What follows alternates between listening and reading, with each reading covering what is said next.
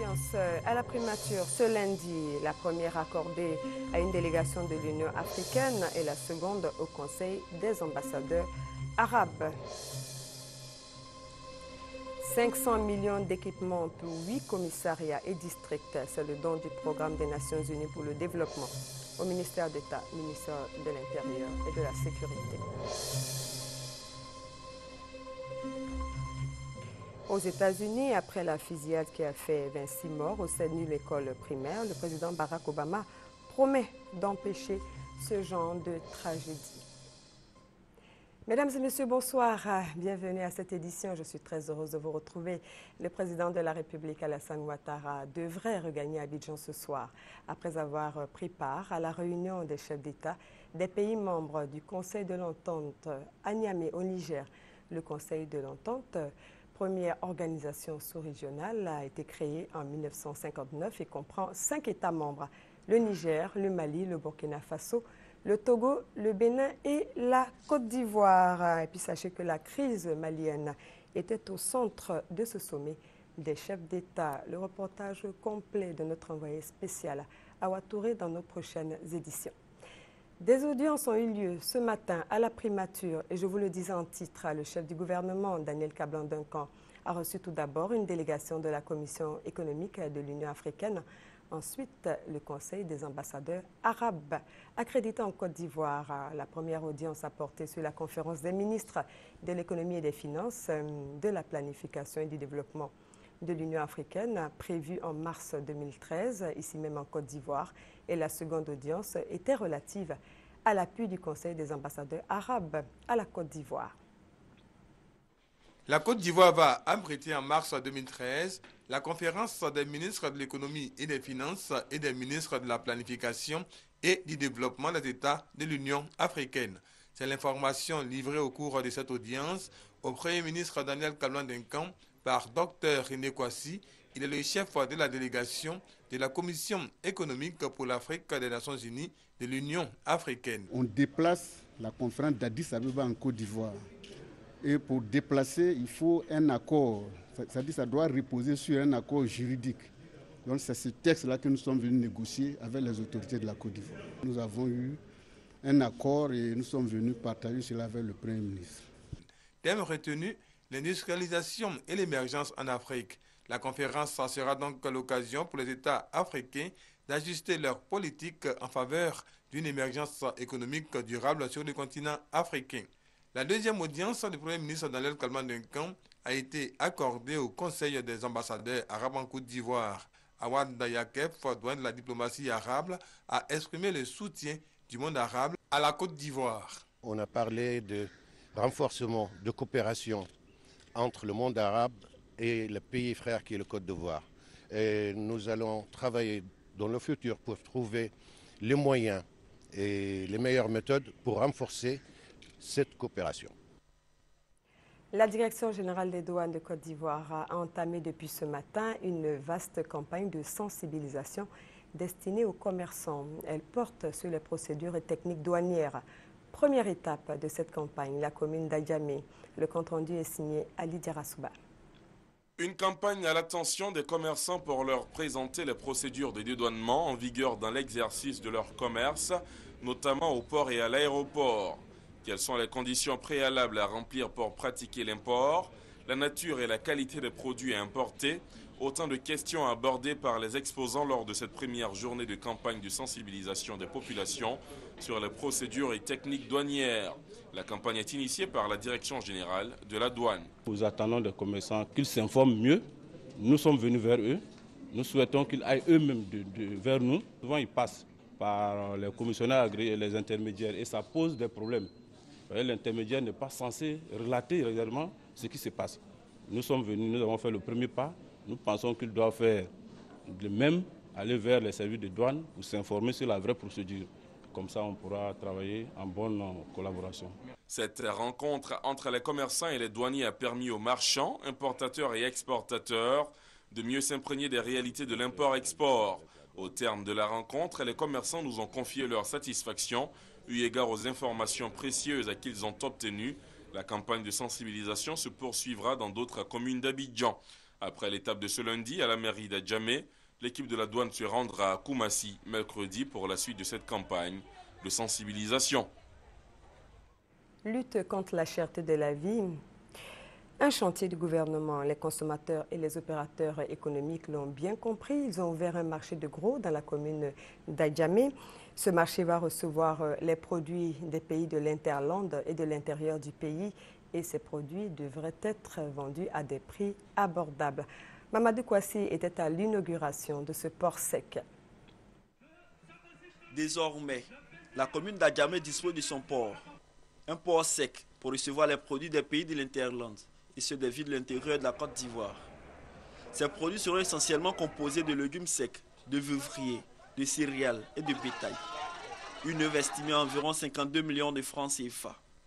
À travers ce projet, les promoteurs veulent lutter contre la cherté de la vie et surtout privilégier la destination Côte d'Ivoire. Leur préoccupation, c'était pour trouver un site pour stocker leurs marchandises. Parce que les camions qui louent souvent, arrivés ici, ils peuvent faire au moins 3 jours sans gagner place pour descendre les sacs avant de livrer le camion. Or, les camions, ils viennent ici, c'est pour déposer ce courrier-là et puis faire les chargements au niveau du port d'Abidjan et pour retourner. Donc ça crée un peu des entraves. Nous ne sommes pas des opérateurs économiques, nous faisons du bénévolat.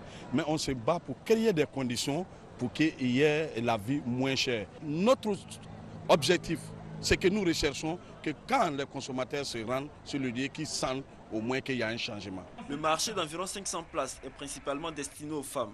Une action qui va réduire le taux de pauvreté et permettre aux femmes de se prendre en charge. L'intérêt pour nous, c'est que c'est un marché de gros. Les vivriers seront moins chers. Donc vraiment, je suis très content parce qu'on va avoir des produits moins chers. On ne parlera plus du panel de la ménagère qui est cher. On dirait que le panel de la ménagère revient moins cher. Il faut rappeler que le nouveau marché de gros est situé à Williamsville, sur l'autoroute du Nord, dans la commune d'Adjamé.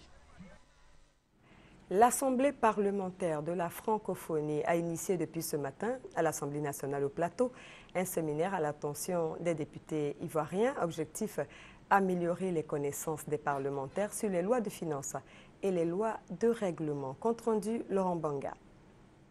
Il s'agit de parfaire les connaissances des parlementaires sur les différentes étapes du processus budgétaire, les outiller sur les moyens de lire les lois de finances, renforcer leur capacité dans l'accomplissement de leur mission de contrôle des actions du gouvernement à travers l'examen du budget de l'État et les doter de moyens leur permettant d'assurer la transparence du processus budgétaire.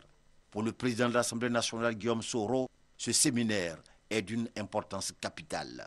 La question du budget, comme vous le savez, est fondamentale dans la vie d'une nation.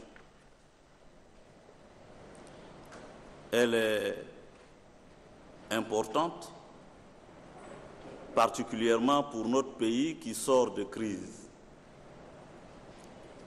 Mesdames et messieurs, vous devrez savoir que le budget, dans un tel contexte alors, est un facteur essentiel de cohésion sociale et de consolidation de la paix. C'est pourquoi il est important que l'Assemblée nationale,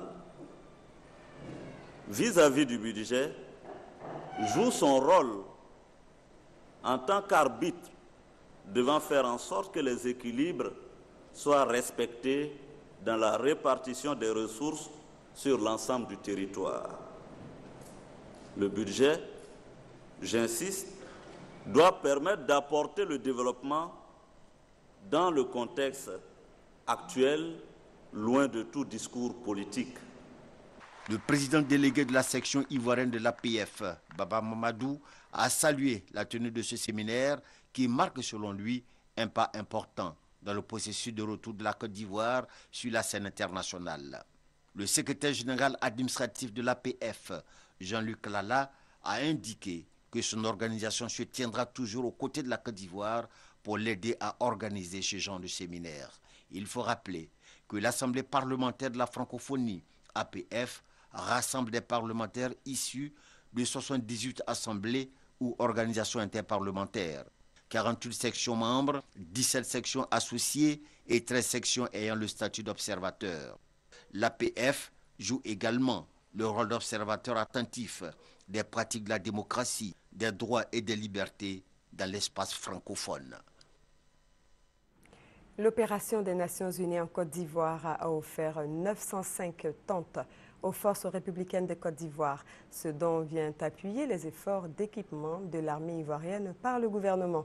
La cérémonie de remise a eu pour cadre le cantonnement du contingent béninois de l'ONUCI, 6 au nouveau camp d'Akwedou. Témoin de la manifestation, Marie-Laure Ngoran. Vaste programme de reconstruction de l'outil de défense de la Côte d'Ivoire. L'ONUCI apporte un appui logistique. Le représentant spécial du secrétaire général de l'ONU en Côte d'Ivoire, Bert Koenders, remet 905 tentes aux autorités ivoiriennes. Pour le responsable onusien, ce geste s'inscrit pleinement dans le mandat de l'ONUCI, à savoir la protection des civils et l'appui à la réforme du secteur de sécurité. Ce don, poursuit-il, témoigne de la volonté des Nations Unies d'accompagner les autorités ivoiriennes dans le processus de consolidation de la paix, de réconciliation nationale et de développement économique. Bert Koenders a réitéré l'engagement de l'organisation qu'il représente en Côte d'Ivoire à appuyer tous les efforts de l'État ivoirien pour procurer paix et sécurité aux populations ivoiriennes.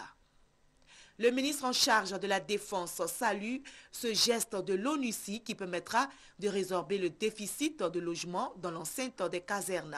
Pour Paul Kofi Kofi, les possibilités d'hébergement que ces 905 tentes offrent permettront un meilleur contrôle des hommes désormais regroupés et donc un renforcement de la discipline, force principale des armées.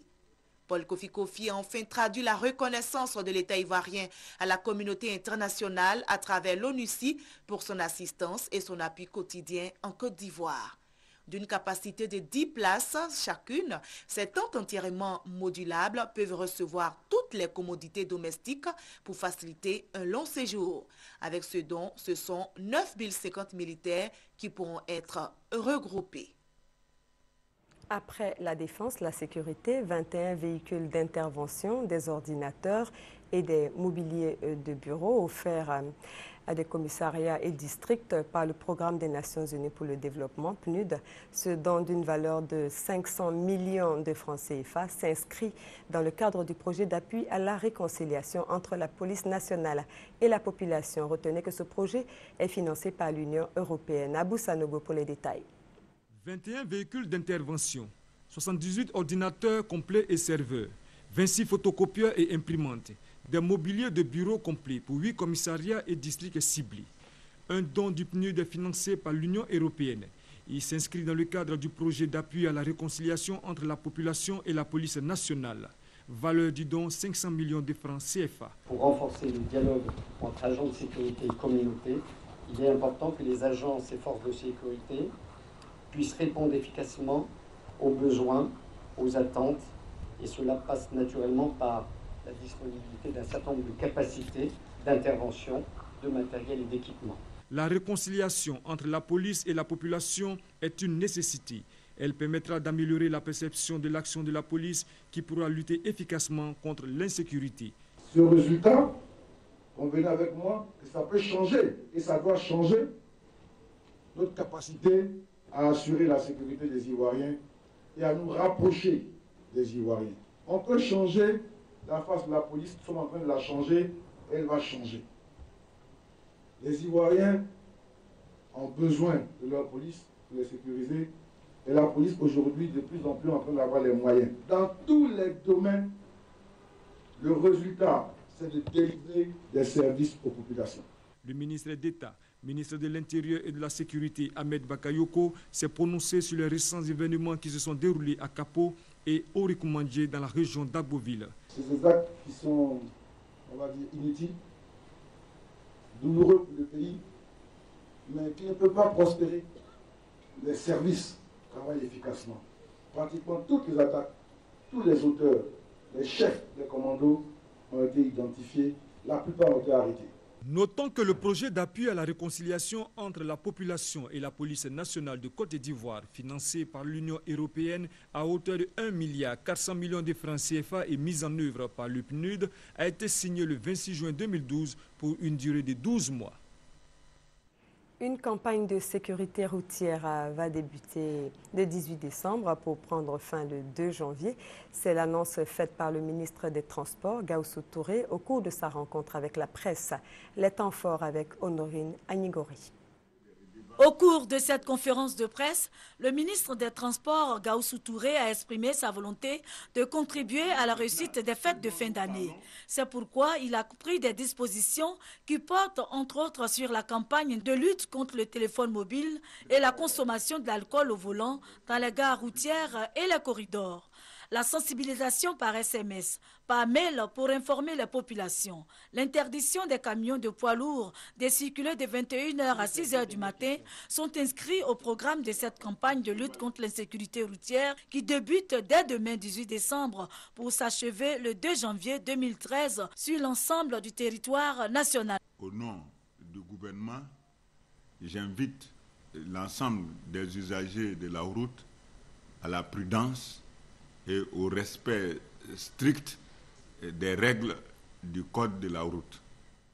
Les fêtes de fin d'année sont une occasion de joie. Évitons de les transformer en deuil. Respectons le code de la route, respectons les instructions pour que le bien qui nous est le plus cher, qui est la vie, nous puissions la conserver. Nous invitons tous les compatriotes à s'engager dans la lutte contre l'alcool au volant, contre le cellulaire au volant et contre tous les actes qui peuvent nous ôter la vie à l'occasion de ces fêtes.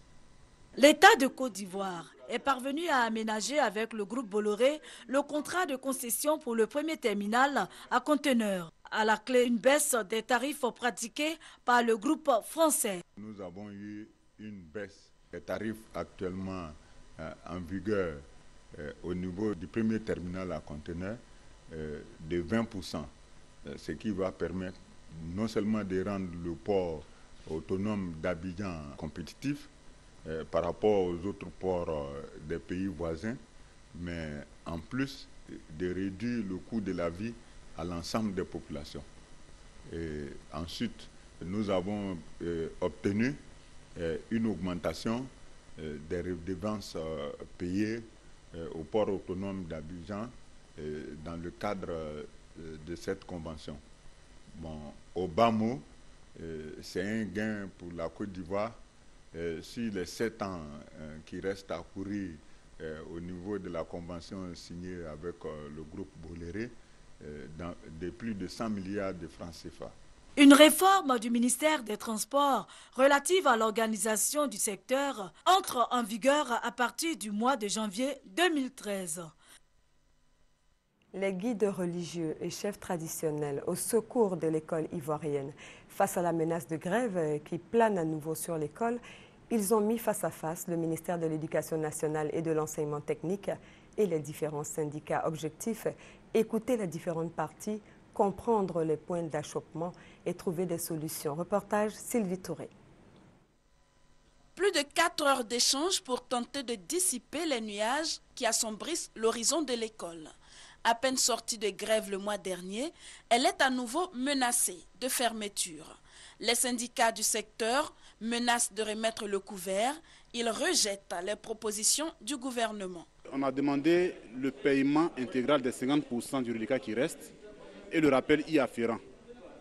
Malheureusement, le gouvernement s'est prononcé que sur une partie de ces propositions, c'est-à-dire verser 25% en mars 2013 et concernant l'autre partie du reliquat, ce n'est pas véritablement à l'ordre du jour, notamment aussi pour le rappel.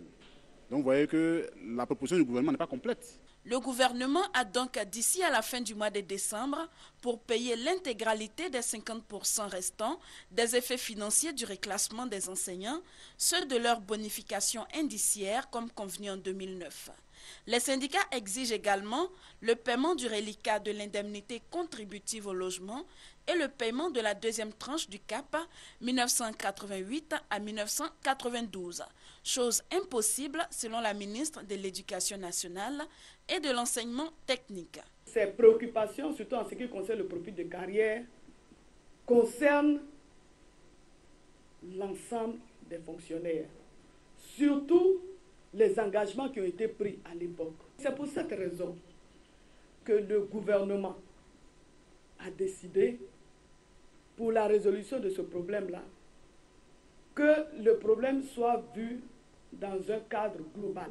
Et dans le budget 2013, il est prévu une enveloppe de 42 milliards 600 millions pour régler une partie des engagements actés concernant les différents secteurs de la fonction publique.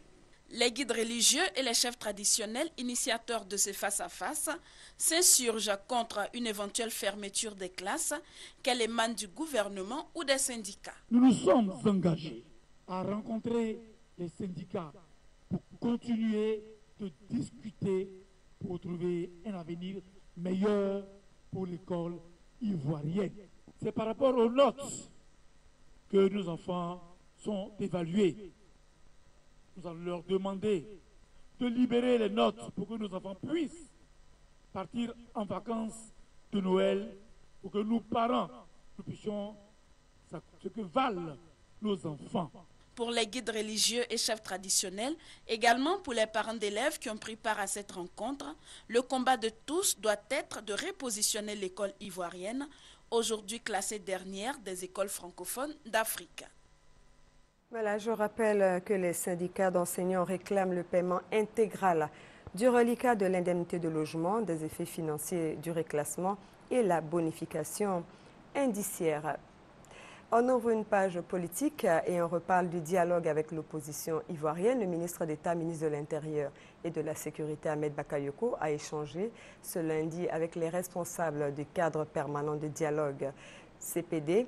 Au centre de la rencontre, l'organisation des élections régionales et municipales. Les explications avec Francis Boifo et Jean-Jacques Oméala. Il y a 6 jours, le cadre permanent de dialogue en abrégé CPD protestait contre la modification du code électoral, la composition des membres de la commission électorale indépendante CEI et les nouvelles dates des élections régionales et municipales à venir.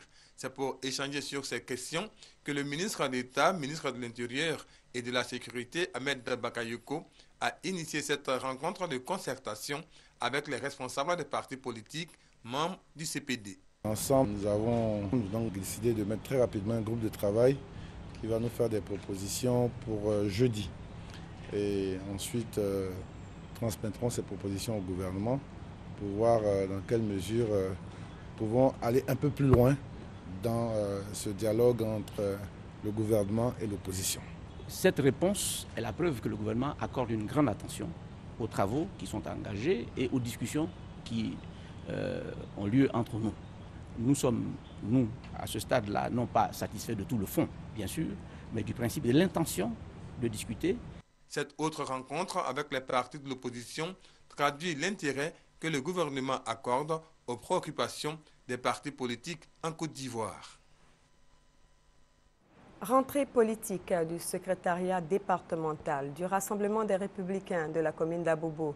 Les militants ont été invités à faire la promotion de la réconciliation et de la paix à travers la commune. Francis Boifo, Fatou Fofana.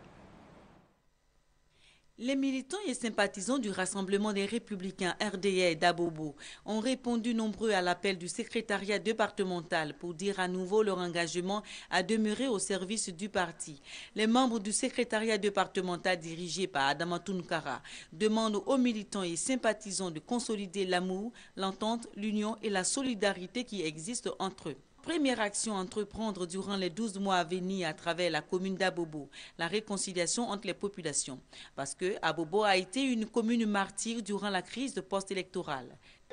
Pour le RDR, il s'agit de travailler chaque jour davantage pour conforter la réconciliation nationale, ce pourquoi le président Alassane Ouattara et son gouvernement se battent chaque jour.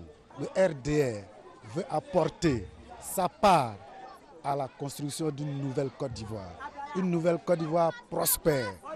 Prospérité dans la cohésion, prospérité dans la paix de cœur, prospérité dans l'union. En attendant l'ouverture de la campagne municipale par la commission électorale indépendante, le secrétariat départemental du Rassemblement des Républicains d'Abobo invite les militants à rester mobilisés et à ne surtout pas céder aux manipulations des politiques susceptibles de fragiliser le parti. Un incendie s'est déclaré au plateau ce lundi aux environs de 14 h. Le feu s'est signalé par une fumée au-dessus de l'immeuble TAS, au plateau abritant une compagnie d'assurance. Les sapeurs-pompiers, promptement sur les lieux, ont pu circonscrire l'incendie. Patricia Omo-Etia. 2 camions et plusieurs sapeurs-pompiers sont mobilisés pour maîtriser l'incendie. Le feu aurait pris vers 14 h en haut de l'immeuble TAS, situé au plateau rue Assurance. Quelques foyers résistent malgré l'effort déployé par les pompiers. Ils sont cependant confrontés au manque de bouches d'incendie dans le périmètre. La seule à proximité de l'immeuble en feu est défaillante. Pour les témoins, la cause du sinistre serait un court-circuit. Il y a les élèves qui sont là, ils sont descendus. C'est eux qui nous ont mis au courant même que non, c'est en train de prendre feu. Bon, après, on a évacué nos magasins, les marchandises, les ordinateurs, les placements, on a évacué tout, on a fait sortir net. Je sais que c'est le problème de courant qui a provoqué tout ça. Les occupants de l'immeuble ont évacué les lieux. Pas de perte en vies humaines selon les sapeurs-pompiers. Le commissariat de l'arrondissement a été chargé de l'enquête pour déterminer les causes de l'incendie. Plus de 140 000 personnes ont signé en 3 jours une pétition sur le site internet de la Maison-Blanche pour demander au président Barack Obama d'œuvrer à un contrôle de la circulation des armes à la suite du massacre dans une école primaire du Connecticut qui a fait 26 victimes, dont 19 enfants. Jack, Noah, 20 prénoms prononcés avec émotion dans la grande salle du lycée de Newtown. Les 20 prénoms des écoliers abattus vendredi avec 6 adultes par un jeune déséquilibré. Le président américain est venu partager la douleur de la petite ville du Connecticut. Une cérémonie où Barack Obama a promis de tout faire pour empêcher de nouvelles tragédies. pouvons-nous dire honnêtement que nous en faisons assez pour protéger nos enfants? Tous nos enfants? J'ai réfléchi à cela ces derniers jours, et si nous sommes honnêtes avec nous-mêmes, la réponse est non. Nous n'en faisons pas assez, et nous devons changer. Changer. Derrière ce verbe, la question du contrôle des armes à feu, autorisé par le 2e amendement de la Constitution américaine. Un texte farouchement défendu par le lobby pro-armes, mais le massacre de Newtown réactive le débat. L'objectif numéro 1 de l'Association pour les armes à feu, c'était la défaite de Barack Obama pour un second mandat. La dernière fois que j'ai vérifié le résultat des élections, Obama avait gagné et largement gagné. Ce mythe que la NRA peut détruire des carrières politiques, c'est tout simplement faux.